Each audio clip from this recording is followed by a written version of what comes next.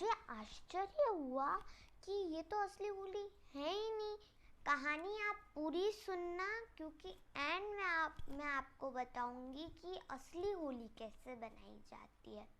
अब बुआ जी तो बहुत कॉन्फिडेंस में बैठे हुए थे कि उनको तो कुछ होना नहीं है।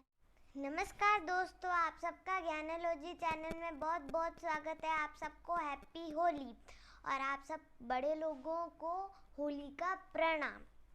मुझे होली ना बहुत पसंद है, वो मेरी फेवरेट फेस्टिवल है। और उसमें जब वो गुब्बारे लगाते हैं ना, वो वाला भी बहुत पसंद है। और उसमें वो रंग लगाते हैं, पिचकारी छोड़ते हैं, और पता है वो जो गुब्बारे वाला गेम भी होता है वो मेरे को बहुत पसंद है।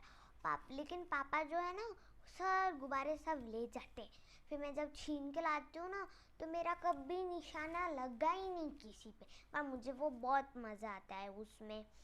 मुझे आश्चर्य हुआ कि ये तो असली होली है ही नहीं, ये तो धुलंडी है। और मेरे को उस दिन पता चला जिस दिन मेरा छोटा भाई है वो जब हुआ। हमारे यहाँ पे रिवाज है कि जब भी ऐसा होली आती है ना, तो हम उधर ले जाते जो भी बच्चा हुआ होता है, तो वहाँ पे चक्कर काटते हैं। फिर मैंने मासी से पूछा ये आग क्यों जलाए और ये सारे लोग क्या कर रहे हैं। तो मासी ने ना फिर मेरे को एक कहानी सुनाई। कहानी आप पूरी सुनना, क्योंकि एंड में मैं आपको बताऊंगी कि असली होली कैसे बनाई जाती है। तो कहानी ये थी कि एक बच्चा था और उसका नाम था प्रहलाद, और उसके पापा का नाम था हिरण्यकश्यप। और वो राजा था, वो चाहता था कि सब उसकी पूजा करें। वो मानता था कि वो खुद ही भगवान है। पर प्रॉब्लम ये थी कि उसका खुद ही का बेटा उसकी पूजा नहीं करता था, उसको भगवान नहीं मानता था।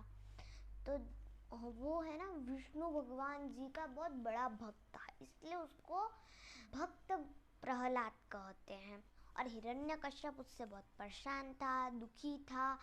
तो क्या हुआ, उसकी बहन होलिका और हिरण्यकश्यप वो दोनों ने मिलकर उसको मारने का, प्रहलाद को मारने का ना प्लान बनाया।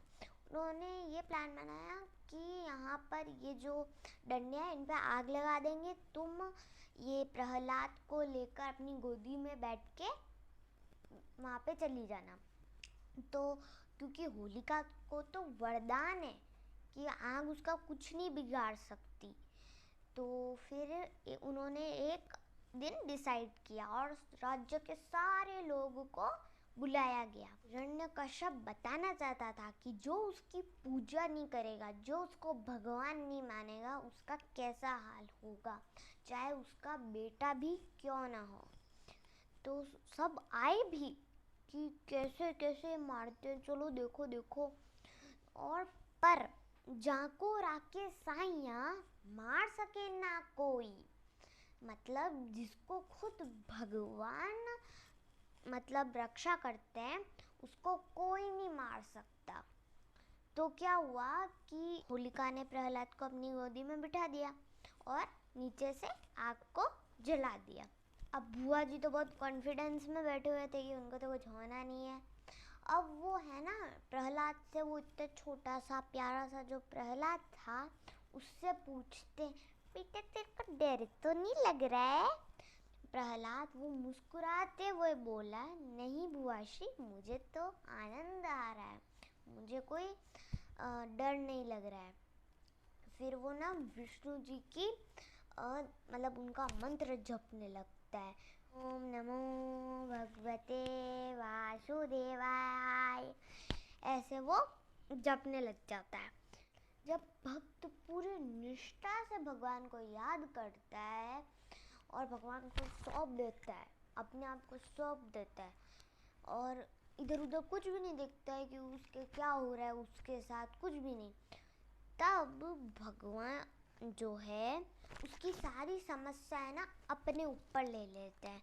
तभी तो लक्ष्मी माँ ने जब विष्णु जी को छुआ तो उनका हाथ जल गया था, है ना, क्योंकि उन्होंने प्रहलाद की जो भी वो आग की जो गर्मी थी ना, वो अपने अंदर ले ली थी। उधर प्रहलाद को तो ऐसा लग रहा था जैसे वो पानी की शीतलता में जो बैठा हो, उसको तो आनंद आ रहा था उधर। लेकिन जो उसकी बुआ जी थी, उसको उधर गर्मी लगने लग गई, वो जलने लग गई और धीरे धीरे वो जलकर राख हो गई और ख़त्म हो गई। और इसी को याद करते हुए हम हर साल होली जलाते हैं। जब मेरी मासी सुना रही थी कहानी, तभी मेरा भाई तो चक्कर लगा कर आ गया, तो हम सब फिर घर आ गए। पर मेरे दिमाग में 2 क्वेश्चन चल रहे थे, तो मैंने अपनी मम्मी से जाके पूछा, मम्मी जब होलिका को वरदान था कि वो आग उसका कुछ नहीं बिगाड़ सकती, तो फिर वो मर कैसे गई? हम उनकी याद क्यों करते हैं? हम यहाँ पे आग क्यों जलाते हैं? उनको याद क्यों करते हैं? वो तो मर गए ना।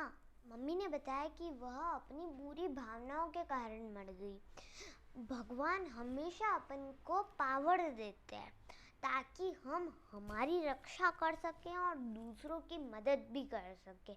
लेकिन अगर हम हमारी पावर्स का गलत उपयोग करते हैं, गलत मतलब यूज़ करते हैं, तो फिर भगवान अपनी जो पावर्स है उसको छीन लेता है, जैसे होलिका के साथ हुआ और वो मर गई।